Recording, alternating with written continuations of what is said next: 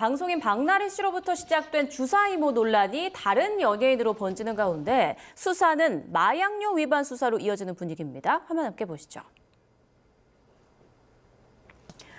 네, 지난 금요일 방송인 전현무 씨는 차량에서 링거를 맞는 모습이 재조명되자 초고속 입장을 내며 대응에 나섰죠. 해당 장면은 2016년 방송분이며 당시 병원에서 담당 의사의 진료와 처방을 받아 치료를 받았다는 설명이었는데요. 또 주사 이모가 SNS에서 팔로우한 것으로 알려지면서 의혹을 받은 그룹 다비치 멤버 강민경 씨도 SNS 특성상 자신의 계정을 팔로우하고 있는 사람을 모두 알기 어렵다며 걱정하고 계시는 일들은 저와는 전혀 무관합니다. 이렇게 빠르게 입장을 냈습니다. 자, 그런가 하면 의혹이 짙어져 수사로 이어진 연예인도 있습니다.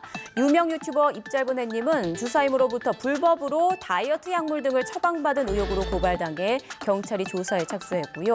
유튜브 구독자 수는 수만 명 이탈한 상황입니다. 박나래 씨 역시 전 매니저가 지난달까지 박 씨가 처방받은 약이라며 사진을 공개한 뒤 마약류관리법 위반 혐의로 고발돼 경찰 수사가 진행 중인데요. 누리꾼들 사이에서는 이들이 처방받은 약이 이른바 나비약으로 불리는 펜터민 계열의 향정신성 약물로 보인다는 추정이 잇따르고 있습니다. 더 먹어야 될 것 같고 더 안 먹으면 내가 시국이 터질 것 같고 더 먹고 하다 보니까 이제 하루에 3알까지 늘었던 것 같아요. 저는 혀가 되게 꼬였어요. 혀가 약간 마비가 되는 것처럼 일을 하다가 발음이 되게 안 나오는 거예요. 말을 하는 직업이었었는데 그래서 혀가 꼬이고 사고회로가 좀 멈추고 그리고 좀 환청이 들리고. 박나래 씨의 전 매니저 측은 박 씨가 적어도 2년 전부터 약을 복용한 걸로 보인다며 주사이모가 갖다 주거나 퀵서비스 등을 통해 전달했다고 설명했습니다. 네, 요즘 하루가 멀다 하고 주사이모 관련한 해명이 잇따르고 있는데요. 전현무 씨 같은 경우에는 굉장히 빠르게 대응을 했습니다. 해명을 내놨는데 그러니까 소속사 측에서는 병원에서 담당 의사의 진료와 처방을 받아서 이제 처치가 이루어진 것이다. 이게 법적으로 전혀 문제가 될 소지가 없을까요?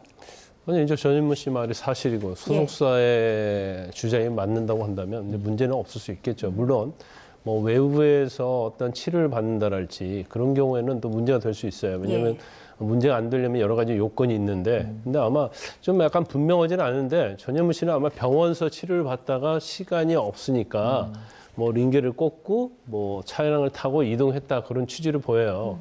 뭐 그렇다고 한다면 뭐 그건 뭐 약간의 경계선상이 있긴 하지만 우리 이런 것까지 이제 문제 삼을 수는 없다 이렇게 봐요. 근데 단지 그게 이제 병원이 아니고 사실은 정말 의료에 어떤 면허가 없는 사람이 이제 차량에 타가지고 저걸 해주면서 옮기면서 마치 병원에서 한 것처럼 했다고 한다면 그건 문제가 되겠죠. 그러면 2016년도니까 벌써 9년이 넘는 거잖아요. 그러면 그 당시 어느 병원이었고 어떤 의사가 해주었는지 그건 찾기는 어렵지는 않을 거예요. 그래서 그걸 그렇게 자기 주장의 어떤 신빙성을 좀 더 보강을 하려고 하면 제가 볼 때는 그런까지 구체적으로 밝혀야 하지 않나 싶어요. 물론 뭐 공개적으로 못 밝힌다 하더라도 그래서 밝힐 수 있다, 누구다, 이제 이 정도는 내가 할 수 있다 그렇게 해줘야 하는 게 아닌가 싶어요. 그런데 지금 뭐 여러 가지 다 이제 중요한 것 중에 하나가 지금 물론 의사의 면허가 있는 거 없나 이거 굉장히 중요하죠. 왜냐하면 불법 의료이기 때문에.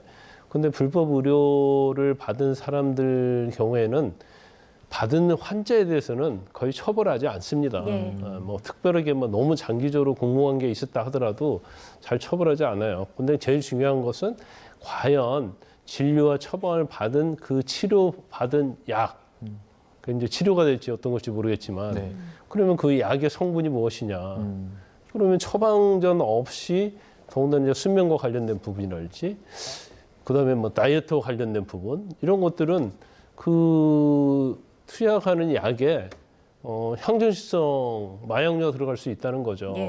그러면 이거 자체는 사실은 마약법 위반이 되는 거예요. 그래서 아마 지금 우리가 많은 링거이머, 주사이머를 하고 있지만 결과적으로는 프로포폴랄지 펜터민이랄지 이런 마약류를 과연 투약을 했느냐 안 했느냐 그거에 따라서 불법 의료 시술한 사람도 문제가 되고 또 사실은 그러한 처치를 받은 사람도 문제가 되거든요. 그래서 이 부분이 중요하고 그런데 전에 나온 뭐 메시지 같은 내용 보면 뭐 처방전을 모으고 있다 그런 얘기가 나오잖아요. 처방전을 모으고 있다는 것은 일단은 처방전을 받을 수 없는 상황이고 그다음에 장기간 이 약을 처치를 받아야 하니까 단기간밖에 안 해주거든요. 향천수 의약품은. 그러면 장기간 동안 여러 명 걸 대리 처방했고 받아서 결과적으로 이런 행위를 한 것이 아니냐. 그러면 결국 마약법 위반이 될 수 있는 거죠. 만약에 이제 그 마약법 관련해서 그러니까 마약류 관리 위반 이슈로 번진다면 그러면 처벌은 좀 어떻게 됩니까? 그러니까 불법적으로 약을 받은 사람과 처방한 사람 처벌이 각각 좀 어떻게 되나요? 모두 다 처벌을 받을 수 있는 부분입니다. 무자격자로부터 뭐 시술을 받은 환자는 원칙적으로 의료법에 따라 처벌 규정이 없는데요. 그건 만약 무자격자가 작정을 하고 병원에 외관을 갖추고 이 환자를 속이고자 한다면 환자는 정말 억울한 상황이 있을 수 있기 때문입니다. 그런데 이렇게 반드시 의료인의 처방이 필요한 약물로 알려져 있는 지금 얘기가 나오고 있는 이 나비약이라고 불리는 이 향정신성 의약품이나 프로포폴 같은 것을 계속해서 무자격자로부터 받아왔다면 본인 역시도 이 마약류 관리법 위반에 해당할 수밖에 없어 보이고 앞서 짚어주신 것처럼 과연 이 무자격자로부터 약품을 수령했다면 그것이 어떤 약품인지 어떠한 빈도로 어떤 과정에서 이것을 투약하고 이 약을 받아왔는지가 앞으로 수사 과정에 있어서도 한 가지 축이 되지 않을까 생각이 됩니다. 네.